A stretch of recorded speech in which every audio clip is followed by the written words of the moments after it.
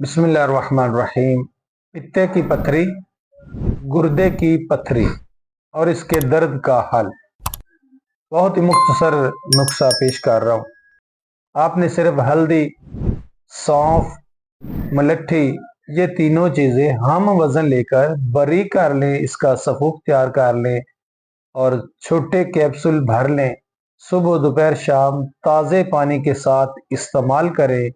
इंशाल्लाह ये जो आप टोटका मुख्तसर सा देख रहे हैं, सुन रहे हैं, इससे आपका गुर्दे की पथरी, पित्ते की पथरी और इसके दर्द का हल आप खुद देखेंगे।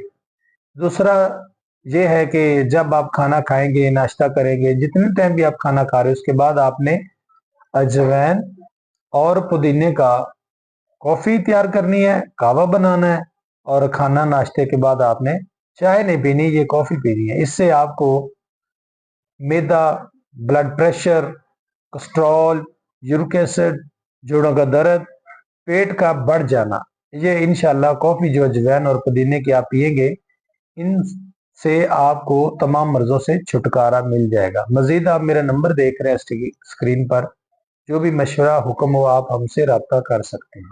जज़ाकल्लाह। अस्सलाम वालेकुम।